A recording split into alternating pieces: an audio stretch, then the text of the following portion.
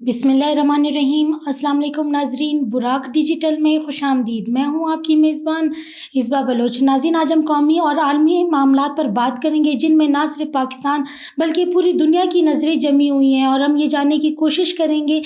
کہ اس پر بطور بلوچستانی اسے کیسے دیکھتے ہیں۔ تو ناظرین، انہی تمام اہم موضوعات پر بات کرنے کے لیے اس وقت اسٹوڈیو میں ہمارے ساتھ موجود ہے عدنان سلیم بلوچ۔ آئیں ویلکم کر کے پروگرام کا آغاز کرتے ہیں۔ السلام علیکم سر۔ وعلیکم السلام۔ براق ڈیجیٹل میں خوش آمدید۔ تھینک یو سر، آپ یہ بتائیے گا کہ field marshal general Syed Asim Munir ایک بار پھر ٹاپ گلوبل ٹرینڈ بن گئے ہیں، تو اسے آپ بطور بلوچستانی کیسے دیکھتے ہیں؟ دیکھیں، حزبہ field marshal general Syed Asim Munir ایک برانڈ ہے۔ پہلے تو پاکستانی عوام کو اس چیز کی علم تھی، لیکن جب سے الحمدللہ انہوں نے پوری دنیا کے سامنے اپنے صلاحیتوں کا لوہا منوایا ہے تو پوری دنیا کو اس بات پہ میں سمجھتا ہوں یقین ہو گیا کہ field marshal general Syed Asim Munir پوری دنیا میں ایک عظیم شخصیت کے مالک ہے۔ اللہ تعالیٰ نے انہیں تمام میں سمجھتا ہوں صلاحیتوں سے نوازا ہے، لیکن پہلے وہ پاکستان میں بطور ISI چیف، بطور MI چیف اور بطور کوارٹر ماسٹر جنرل انہوں نے پاکستان میں اپنی خدمات ضرور سر انجام دیے۔ ان کے خدمات کا اعتراف پاکستانی قوم تو پچھلے کئی دہائیوں سے کرتے ہوئے آ رہی ہے، پچھلے 35 سے 40 سالوں سے، لیکن اب الحمدللہ پوری دنیا کو اس چیز کا علم ہوا ہے کہ پاکستان وہ واحد دنیا کی ریاست ہے جو ایک عظیم شخصیت کی مالک ہے۔ وہ پاکستان کے بیٹے ہیں، وہ پاکستان کے عظیم سپر سالار ہیں۔ الحمدللہ آج پوری دنیا یہ مان رہی ہے کہ وہ ایک عظیم شخصیت ہے۔ آپ ٹویٹر میں جائیں، آپ ٹرینڈنگ ٹاپکس کو دیکھیں، آپ ٹرینڈنگ ہیش ٹیگس کو دیکھیں، آپ انسٹاگرام پر جائیں، آپ فیس بک پر اسکرولنگ کریں، آپ ٹک ٹاک پر جائیں، آپ یوٹیوب میں جائیں، آپ انٹرنیشنل میڈیا کو دیکھیں، آپ نیشنل میڈیا کو دیکھیں، آپ امریکن ٹاکس کو دیکھیں، آپ دنیا میں جہاں بھی جائیں، field marshal general Syed Asim Munir اس وقت ایک بریکنگ نیوز بنے ہوئے ہیں، کیونکہ الحمدللہ انہوں نے کارنامہ ہی ایسا سر انجام دیا ہے۔ آپ دیکھیں دنیا کی دو ایک بڑے پاور کو اور ایک اسلامک اسٹرانگ پاور کو انہوں نے ایک میز پر بٹایا ہے، یہ تو کوئی چھوٹی بات نہیں ہے۔ تاریخ ہمیشہ یاد رکھے گی کہ پاکستان وہ ریاست ہے جس کے پاس ایک ایسا عظیم بیٹا تھا جس نے دنیا میں ایک آگ بھڑک رہی تھی، اس آگ کو انہوں نے بجھانے میں اپنا کردار ادا کیا۔ آج سے کئی سال بعد، 100 سال بعد، 150 سال بعد، اللہ تعالیٰ پاکستان کو ہمیشہ سلامت رکھے تا قیامت یہ پاکستان شاد و آباد رہے۔ ہم ہوں گے یا نہ ہوں گے اللہ تعالیٰ کو علم ہے۔ جب ہماری آنے والی نسلیں آئیں گے، وہ پڑھیں گے، وہ لکھیں گے، انہیں اسکولوں میں یہ پڑھایا جائے گا کہ field marshal general Syed Asim Munir Pakistan کے ایک عظیم بیٹے تھے، انہوں نے سفارتکاری کے ذریعے پاکستان کا مقدمہ لڑا، انہوں نے دنیا میں استحکام کے لیے، امن کے لیے، ترقی کے لیے، خوشحالی کے لیے کام کیا۔ تو کتنا یہ فخر ہوگا ہماری اس آنے والی نسلوں کو کہ جب ہمارے آباء و اجداد اس ریاست میں تھے، وہ ریاست کی بہتری کے لیے کام کر رہے تھے، وہ ریاست کا مثبت چہرہ دنیا کو دکھا رہے تھے، وہ حقائق قوم کے سامنے رکھ رہے تھے،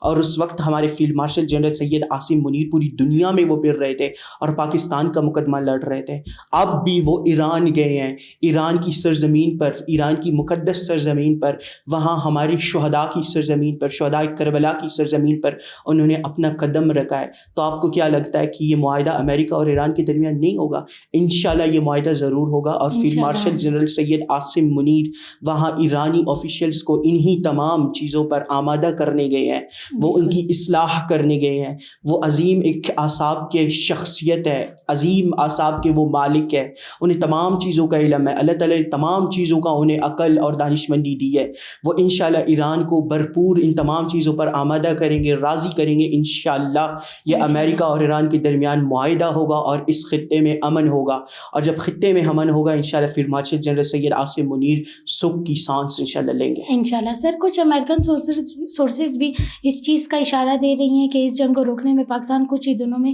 کامیاب ہونے جا رہا ہے، تو اس بارے میں آپ کو کیا پیغام؟ دیکھیں، ہمارے دشمن بڑا خوشی منا رہے تھے، بڑا بنگڑا ڈال رہے تھے کہ پاکستان ناکام ہو گیا، تو سب سے پہلے میں اپنے ان ذلیل دشمنوں کو یہ کہنا چاہتا ہوں، اس ریاست کے ان ذلیل دشمنوں کو یہ کہنا چاہتا ہوں، اس ریاست کی سب سے بڑی کامیابی یہی تھی کہ اس نے امریکہ جیسے ایک سپر پاور کو اسلام آباد پاکستان کے دارالحکومت میں لا کر بٹا دیا ایک میز پر، وہ بھی ایران کے سامنے۔ وہاں پاکستان نے اپنی ثالثی کا کردار ادا کیا، الحمدللہ پاکستان فاتح ہوا، کیونکہ جب دنیا پوری میں سمجھتا ہوں اس معاملے کو اگنور کر رہی تھی تو پاکستان نے سفارتکاری کے ذریعے دونوں فریقین کو سامنے بٹھائی ہے، یہ پاکستان کی کامیابی تھی۔ اب بھی ہماری سیاسی لیڈرشپ دنیا کے دورے کر رہی ہے، ملٹری لیڈرشپ ہماری ملک کی سطح پر یا بین الاقوامی سطح پر ایکٹیو ہے۔ جس طرح سے آپ نے امریکن سورسز کی بات کی تو امریکن ایگزیس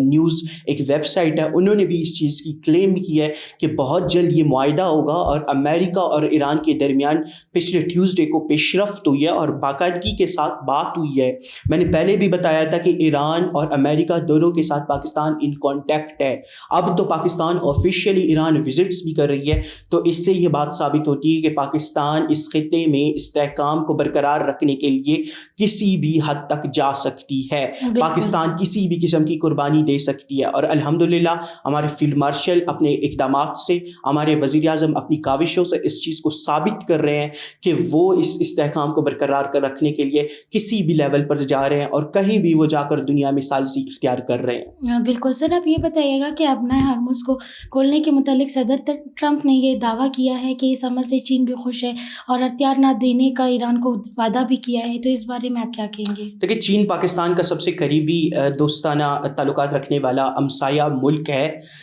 جس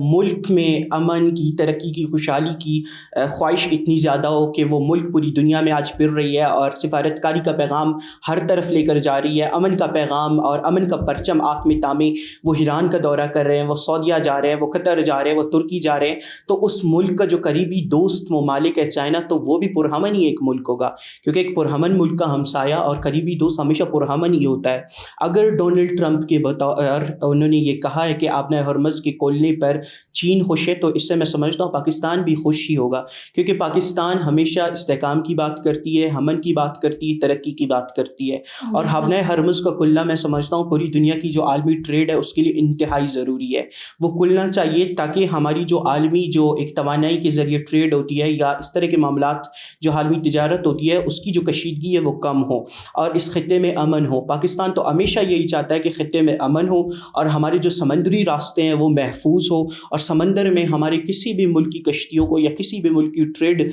شپس کو کسی بھی قسم کا نقصان نہ پہنچے۔ تو پاکستان اس کی بھرپور حمایت کرے گا، اور اگر ابھی پاکستان سے آفیشیلز آپ کے ہائی ملٹری لیڈرشپ آپ کی ایران جا رہی ہے تو انہی چیزوں پر ان کو آمادہ کرنے جا رہے ہیں کہ یہ جو ہابنہ ہرمز ہے اسے کھولا جائے تاکہ عالمی تجارت برقرار ہو اور سمندری راستے محفوظ ہو، تاکہ سمندر میں کشیدگی زیادہ نہ ہو۔ انشاءاللہ پاکستان کامیاب ہوگی، ہابنہ ہرمز بھی کھلے گا، انشاءاللہ ان کے درمیان معاہدہ بھی ہوگا، اور ہمارے تمام دشمن اسی طرح سے پروپیگنڈا کرتے رہیں گے، لیکن بیک ورڈز انشاءاللہ تمام معاملات اب بھی ایک پازیٹیو سمت میں جا رہے ہیں۔ انشاءاللہ پازیٹیوٹی کی ہمیں امید نہیں بلکہ یقین ہے، انشاءاللہ پاکستان کامیاب ہوگا اور یہ بڑھتی ہوئی آگ ہمیشہ کے لیے بجھ جائے گی انشاءاللہ۔ سر آخر میں آپ سے یہ جاننا چاہوں گی کہ حکومت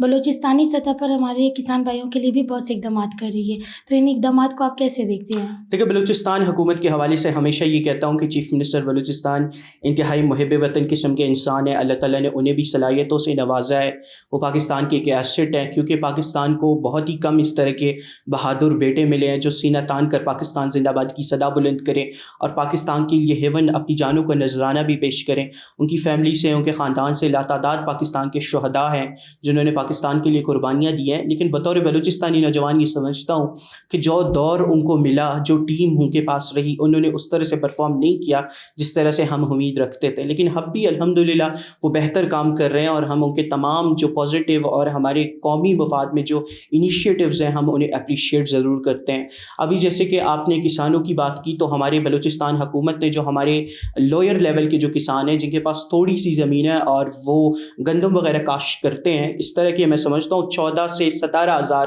بلوچستان میں کسان ہیں، ان کو حکومت بلوچستان نے سبسڈی دی ہے اور الحمدللہ باقاعدہ ان کے ڈیجیٹل والیٹس میں رقم بھی بھجوائی جا رہی ہے۔ میرے اطلاعات کے مطابق اس وقت 3102 کسان جو ہمارے ہیں وہ اس سبسڈی سے مستفید ہو چکے ہیں، اور باقاعدہ جو 13,128 ہمارے کسان رہتے ہیں ان کو بھی یہ پیسہ ملے گا۔ ضرور حکومت ان کے ساتھ کڑی ہے، کیونکہ آپ بھی دیکھ رہی ہیں کہ جس طرح سے اس خطے میں حالات بدل رہے ہیں، جس طرح سے فیول کے ریٹس بڑھ رہے ہیں، جس طرح سے تمام چیزوں کی مہنگائی ہوئی ہے ایران اور امریکہ جنگ کی وجہ سے، تو ریاست پاکستان، حکومت بلوچستان اپنے کسانوں کے ساتھ کڑی ہے، اپنے عوام کے ساتھ کڑی ہے۔ انشاءاللہ آنے والے دنوں میں مزید عوام عوام کے لیے، طلباء کے لیے، ہمارے ڈاکٹرز کے لیے، ٹیچرز کے لیے اس طرح کے مزید اقدامات ہمیں نظر آئیں گے. تو ہمیشہ ہمیں اپنے ریاست کے ساتھ کھڑے ہونا چاہیے، ان کے تمام اس طرح کے انیشیٹوز کو قوم کے سامنے اجاگر بھی کرنا چاہیے اور ان کے ساتھ اظہار یکجہتی بھی کرنا چاہیے. بالکل، بہت شکریہ سر آپ کا وقت دینے کے لیے. Thank you. ناظرین، آخر میں یہی کہا جا سکتا ہے کہ بات عالمی سفارتکاری کی ہو یا علاقائی امن کی، پاکستان کا کردار مثبت ثابت ہو رہا ہے اور قوم کو اتحاد، امن اور صبر کے ساتھ آگے بڑھنا چاہیے. تو ناظرین، اسی پیغام کے ساتھ میں آپ کی میزبان اصبا بلوچ آج کے پوڈ کاسٹ سے اجازت چاہوں گی. اللہ حافظ.